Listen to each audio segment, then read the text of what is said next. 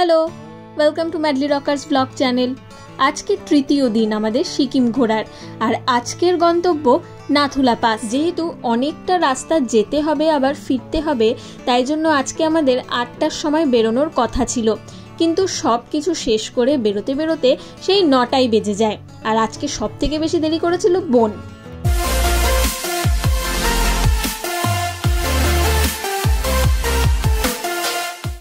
সুন্দর করে সাজানো ছবির মতো শহরটা গাড়ি থেকে দেখতে বেশ সুন্দর লাগছে। আর আমরা পালা পালা করে গাড়ির সামনের সিটে বসছি। আজকে আমি বসেছি।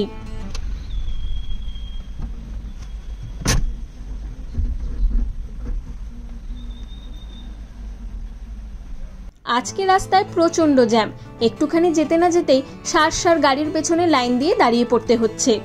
তবে এরকম থেমে থেমে চলার একটা সুবিধা আছে, আমার গা গোলায় কম। আজকের আবহাওয়াটাও চমৎকার।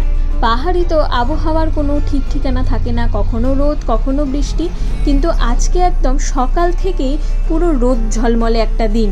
নাথুলা পাস কিন্তু এমনি এমনি যাওয়া যায় না, পারমিট করাতে হয় মিলিটারির থেকে, এবং সেটাও যাওয়ার আগের দিন হয়। একমাত্র ভারতীয় নাগরিকরাই কিন্তু এই পারমিট পেতে পারে, কোনো বিদেশি এই পারমিট পাবে না এবং নাথুলা পাস যেতে পারবে না।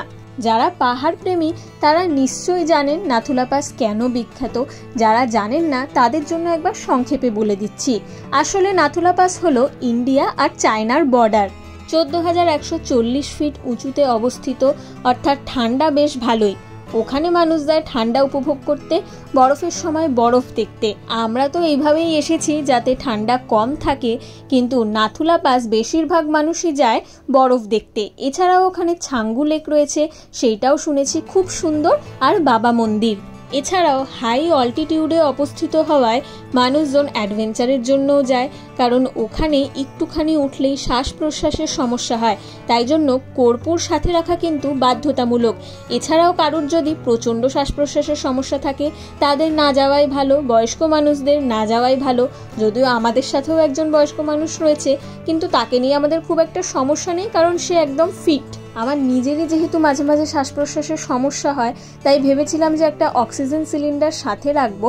আমাজনেই ছোট ছোট অক্সিজেন সিলিন্ডার কিনতে পাওয়া যায়, কিন্তু তারপরে এই পয়েন্টে এসে দেখলাম যে এখানে কর্পূর, অক্সিজেন সিলিন্ডার সবই বিক্রি হচ্ছে। এছাড়া আমাদের গাড়িতেও একটা ছোট অক্সিজেন সিলিন্ডার রাখা ছিল। আমার মনে হলো এই পথে যেসব গাড়িরা যায় তাদের সবারই নিশ্চয়ই এই অক্সিজেন সিলিন্ডারের ব্যবস্থা থাকে। হোটেল থেকে বেরোনোর প্রায় 1 ঘন্টা পরে আমরা এমন একটা জায়গায় এসেছিলাম যেখানে আমাদের পারমিটটা শো করতে হয়েছিল।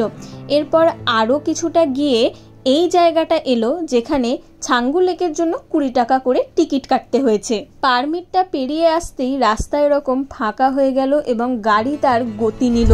আমরা যেহেতু 1 ঘন্টা দেরি করে বেরিয়েছিলাম, তাই ড্রাইভার বলছিল যে যদি আমরা তাড়াতাড়ি না পৌঁছাই তাহলে ওখানে আমরা দেখতে পাবো না বর্ডারটা। যেতে যেতে এমন একটা পথ এলো যেখানে সামনে পুরোই কুয়াশা। এত সুন্দর লাগছিল দেখতে।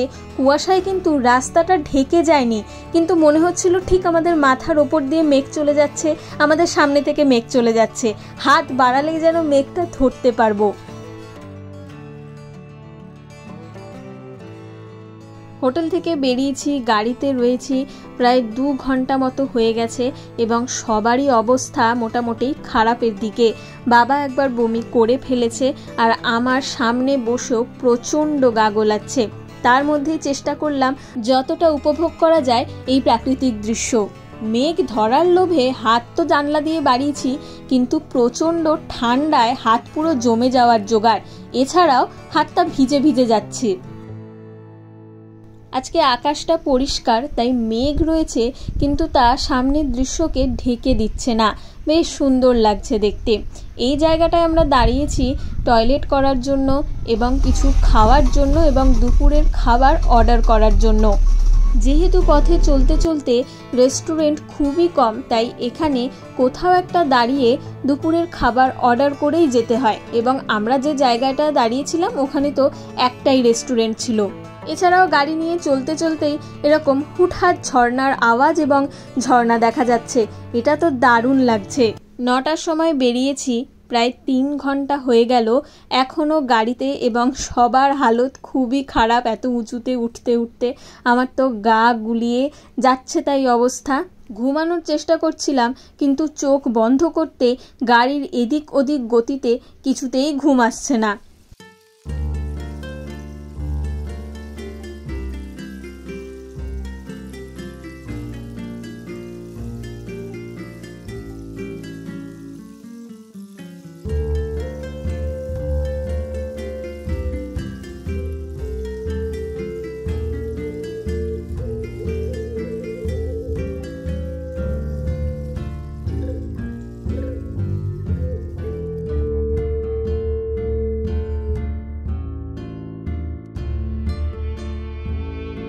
এই বরফ ঘেরা পাহাড় অবধি পৌঁছতে পৌঁছতে আমার বমি করা সারা। অনেক চেষ্টা করেছি আটকানোর, কিন্তু কোনোভাবেই পারলাম না। এছাড়াও আমার এই প্রথমবার নাক দিয়ে বমি বেরোলো, প্রচণ্ড কষ্ট হয়েছে। যদি শারীরিক কষ্টটা একটু কম থাকতো তাহলে এই সুন্দর দৃশ্যটা আরও বেশি উপভোগ করতে পারতাম। এরপর আর পৌঁছানো অবধি খুব বেশি ভিডিও ফটো আর তুলিনি, কারণ আমি একদমই পুরো কেলিয়ে পড়েছিলাম যাকে বলে। গাড়ির ভেতর ঠান্ডা অতটা বোঝা যাচ্ছে না, কিন্তু যখন নামলাম মারাত্মক ঠান্ডা। 6 ডিগ্রি চলছে, তবে এতেই আমাদের সবার অবস্থা খারাপ। খুব বেশি ভিডিও এখানে করা হয়নি, কারণ গ্লাভস ছাড়া থাকা যাচ্ছে না, আর গ্লাভস পরে ফোন চালানো যাচ্ছে না।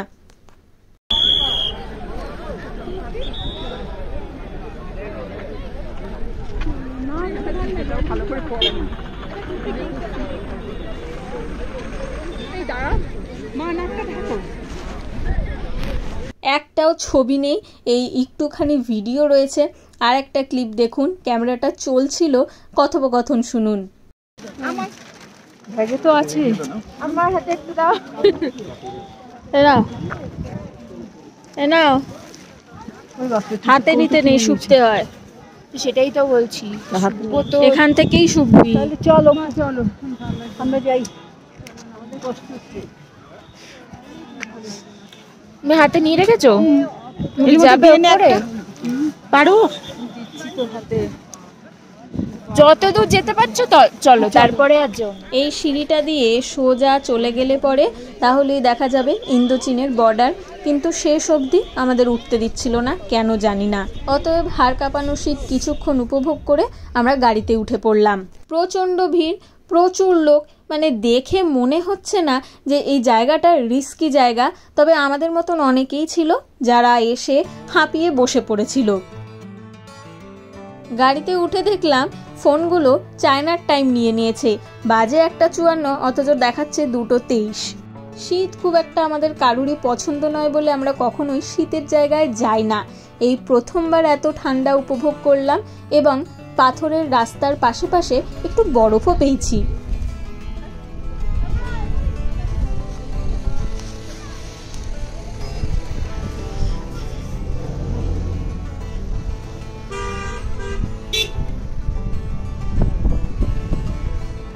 উফ, ভাবখানা এমন যেন শীতকালে কাশ্মীর ঘুরতে এসেছি।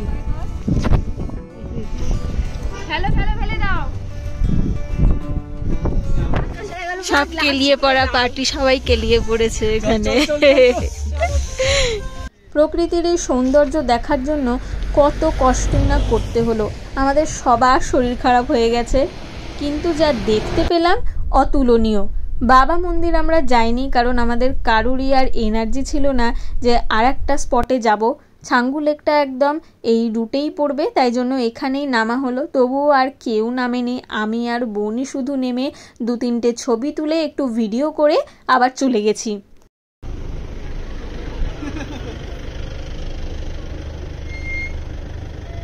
এই যে ছাঙ্গু লেকে আস্তে আস্তে সবার অবস্থা। আসলে কেউ আমরা সেরকমভাবে কিছু খাইও নি সারা রাস্তায়, কারণ খেলেই বমি হবে, গা গোলাবে, সেই ভয়ে সবাই না খাওয়া, এবং সেইটাই আরও সমস্যা হয়েছে, সবাই আরও দুর্বল হয়ে পড়েছে। ইয়াকগুলো শিং কি সুন্দর সাজিয়েছে, ঝালরের মতন কাপড় পরিয়ে, দেখতে বেশ লাগছে।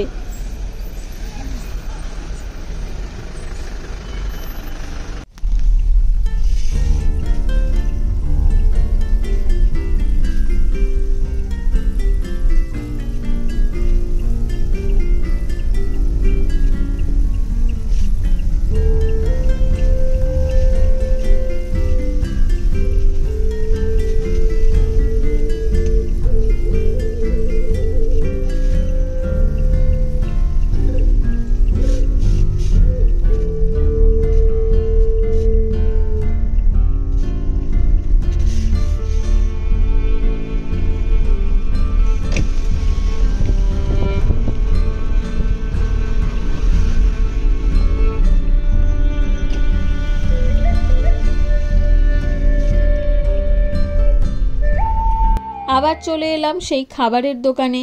6টা রুটি 1 প্লেট ভাত অর্ডার করে গেলেও আমাদের আর কারোরই খাবার মতন অবস্থা ছিল না। আর খেলে যদি বমি হয় সেই ভয়ে কেউ খেতেই চাইলো না। তাই কি করব অগত্যা, ভাত তো আর নেওয়া হলো না, 240 টাকা দিয়ে 6টা রুটি নিয়ে নিতে হলো, কারণ যেহেতু ওরা রুটি বানিয়ে ফেলেছে তাই সেটা নিতেই হবে। শেষে সবাই মুড়ি খেয়ে আবার যাত্রা শুরু করলো। আমি একটা রুটি খেলাম অবশ্য, কিন্তু এর থেকে বেশি কিছু খেতে আমারও ইচ্ছা করছিল না। এখন কদিনের জন্য তো এই গ্যাংটকের জায়গাটাই আমাদের কাছে সমতল, তাই ওই অত উঁচু থেকে এই সমতলে এসে যেন হাঁপ ছেড়ে বাঁচলাম।